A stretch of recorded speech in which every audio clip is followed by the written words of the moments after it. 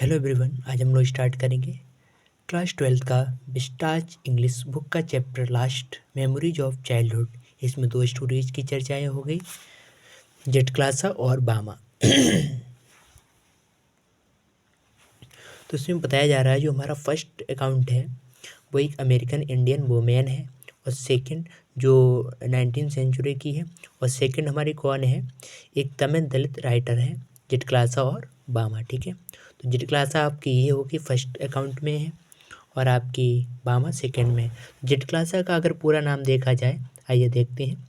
गर्ट्रायड Simon सिमन बोनेन है, जिसका जन्म 1876 में हुआ था। ठीक है, ये किस स्कूल में पढ़ी थी? कार्लिसली इंडियन स्कूल में। और इसका जेट क्लास था, जब उसने अपना राइटर नेम रखा गया तब उसका नाम ये था। ठीक है, और अगर बामा की हम बात करें तो बामा का नाम यही था, जो एक तमिल दलित से बिलोंग करती थी और एक ये रोमन कैथोलिक फैमिली से भी बिलोंग करती थी, जिसका एक प्रॉपर नाम है फैमिली का। और इसके 3 मेनली काम हुआ करते थे। ऑटोबायोग्राफी, करक्कू, और करक्कू का मतलब सिंपली होता है एक आपका जो जो बादाम के होती हैं ना, वो बादाम का जो पेड़ होता है उसके पत्ते।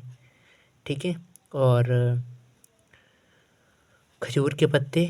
ठीक है, विच वॉच देयर एज, उनका जो खजूर के पत्ते होते हैं ना, तो खजूर के पत्ते आपने देखी होगा कि ब्लेड से लगती हैं, बहुत ही नुकीले और बहुत ही एकदम पैने हुआ करते हैं। कंटेनिंग द वर्ड करो, यही है एम्ब्रॉयडरी सीट से रिलेटेड। तो आइए हम फर्स्ट से बात करते हैं। तो फर्स्ट है क्या, जेट क्लास अपनी बर्डन करेगी my cutting of my long hair, जब उसके लंबे बाल काटे गए। तो वो स्टार्ट करती है अपने स्कूल से। जब उसका फर्स्ट डे था अपने स्कूल का उसने नाम रख दिया क्या, लैंड ऑफ एप्पल। जब उसने लैंड ऑफ एप्पल उसका नाम रखा, इसमें क्या चर्चाएं चलेंगी, तो उसने जब स्कूल का नाम लैंड ऑफ एप्पल, उस जगह का नाम बहुत ज़्यादा बिटर कोल्ड था और ये बहुत ज़्यादा स्नो थी।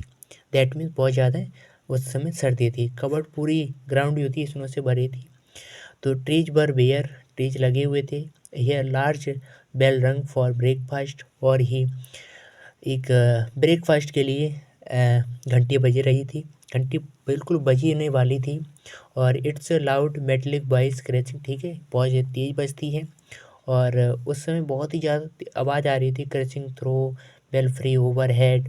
और सेंसिटिव ईयर्स, अपने कानों में इतनी सेंसिटिविटी जा रही थी, बहुत जगह आवाज़ सी आ रही थी।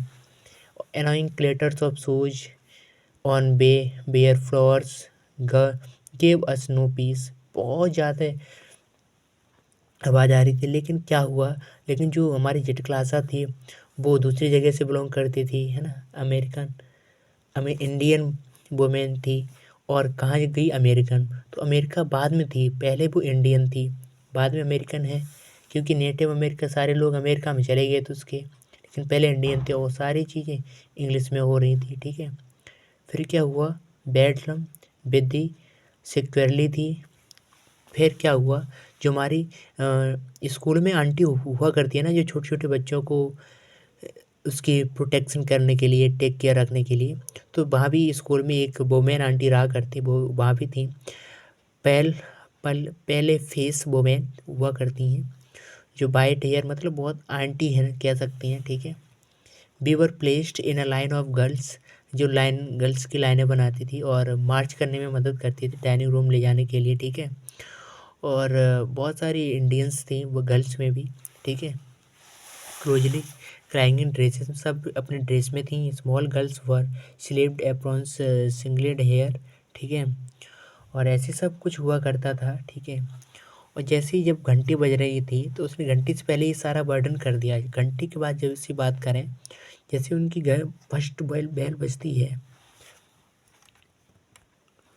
तो क्या हुआ, जैसे अगर स्मॉल बेल बजेगी, वॉइस टैप्ड हुई, मतलब रिंग हुई, तो ईच ऑफ द पपील, जो भी वहाँ स्टूडेंट्स थे, वो उन्होंने अपनी चेयर को खींचा, मतलब जहाँ रखी होगी वहाँ से चेयर को लिया अंडर द टेबल, और सपोजिंग दिस एग मतलब क्या हुआ, और सीटेड पे बैठ गए। और जैसे ही, तो इन्होंने सोचा मैं भी जेड क्लास आने, मैं भी चेयर को ओपन करूं और मैं भी वहाँ पर बैठ जाऊं। लेकिन हुआ क्या, from one side, but second जैसे जैसे हमने ये वाली फर्स्ट बेल सुन पाई, तब तक तो सब काम हो चुका था। जैसे हम सेकंड बेल बजी, जैसे हमने सोचा, तब तो सेकंड बेल बज गई। सेकंड बेल बजी, वैसे क्या हुआ, सारे लोग, सब ने जो काम पहले करा वो सब ने कर लिया। आधे पहले फर्स्ट में करा, सेकंड में ये इन्होंने करा, सारों ने, सब ने क्या करा, फिर बाद में अपनी चेयर को पुल्ट करा और वहाँ पर सब सेट होके बैठ गए। ठीक है, फिर क्या हुआ, जैसे थर्ड बेल बजती है, थर्ड बेल में क्या हुआ, everyone picked up his knife and fork and begin eating. ऐसे सब ने, जैसे थर्ड बेल बजती है, सब ने क्या करा, अपनी लंच बॉक्स को निकाला और विद सबके साथ, ठीक है, बिगिन ईटिंग, और खाना खाना स्टार्ट कर दिया। ये हुआ क्या, अब उसने इससे समझा कि बताओ यहाँ तो बहुत ज़्यादा रूल हैं लंच में, बताओ बैलों के हिसाब से क्या हो रहा है, खाना खब रहा है। और फॉर्मूला तो उसने इससे लगाया कि अगर ऐसे हुआ तो कहीं ना कहीं ऐसा ईटिंग का भी फॉर्मूला हो कि फर्स्ट बेल पे ये खाओ, सेकंड बेल पे ये खाओ, ऐसे उसने सोचा, लेकिन ऐसा हुआ नहीं। ठीक है, फॉर्मूला उसी के थे। उसने कहा बहुत यहाँ तो रूल स्टिक हैं। ट्रायल हुआ क्या, फर्स्ट डे का ये ट्रायल है, लेकिन उसे क्या पता और भी ज़्यादा रूल्स हैं यहाँ के। लेट मॉर्निंग में क्या हुआ, दूसरे दिन माई फ्रेंड, मेरी एक फ्रेंड भी थी, जुड़ेवेन, मेरे फ्रेंड का नाम क्या था, जुड़वेन, एंड वो भी एक कहीं की ट्राइबल वार्मिंग थी, वैसी वहीं से बिलोंग करती थी, लेकिन उसे कुछ ना कुछ इंग्लिश बोलने आती थी, लेकिन मेरे को बिल्कुल नहीं आती थी, ना समझ में आती थी। ठीक है, लेकिन वो कह रही है, क्योंकि अगर वो उसे थोड़ा बहुत समझ में आ रहा था, तो जो पाले फेस आंटी थी, उन्होंने कुछ कहा होगा, क्योंकि इनके जुड़बिन के और जिटक्लासा के दोनों के बाल जो थे वो लंबे लंबे थे, तो कहा होगा कि talk about cutting our long heavy hair, तो हेयर की कटिंग के बारे में जेडुन ने सुना होगा, तो जुड़बिन ने जिटक्लासा को बताया। तो उसने ये सुनते ही उसने दिमाग लगाया कि मेरी माँ बताती थी कि अवर मदर से मुझे बताया करती थी that only unskilled warriors who were captured and their hair shingled by the enemy, जो लोग हमें पकड़ लिया करते थे वही क्या करते थे, हमें हमारे बालों को काटते थे। ये क्यों काटेंगे हमारे बाल, फिर क्या हुआ आगे देखते हैं। फिर क्या हुआ, अब वो जुडविन उसे जिटक्लासों को समझा रही है, बहुत बड़े लोग हैं, we have to submit because they are strong, वो स्ट्रॉन्ग है इसलिए मुझे समझाना पड़ेगा, समझ में आया, दे आर स्ट्रॉन्ग, इसलिए मुझे अपने बालों को मतलब कटवाना पड़ेगा, सिंपल सी बात। तो आई वॉच्ड माई चांस, मैंने मौका देखकर, कोई जब नोटिस नहीं कर रहा था, जैसे कि कोई नोटिस नहीं कर रहा, मैंने अपने आप को खोया, मतलब मैं वहाँ से 9-11 हो गई। I crept up the stairs are as quietly as I could in my squeaking shoes, ठीक है, my moccasin and has been exchanged for shoes, मैं अपनी शूजों को बहुत ही नॉर्मल तरीके से पहने थी, और मैं सामने चली गई जहाँ पर बिल्कुल turning aside to an open door, जहाँ पर बिल्कुल दरवाज़ा खुला हुआ था, मैं वहाँ उस चली गई और मैंने उस रूम को पाया जहाँ पर 3 वाइट बेड्स थे, और मैं उस बेड्स के नीचे जाके छिप गई, जहाँ पर बिल्कुल भी लाइट नहीं पहुँच पा रही थी, दैट मीन्स वहाँ पर वेरी डिम था, और thankful that no one was there, और ये भी सही है कि वहाँ कोई नहीं था।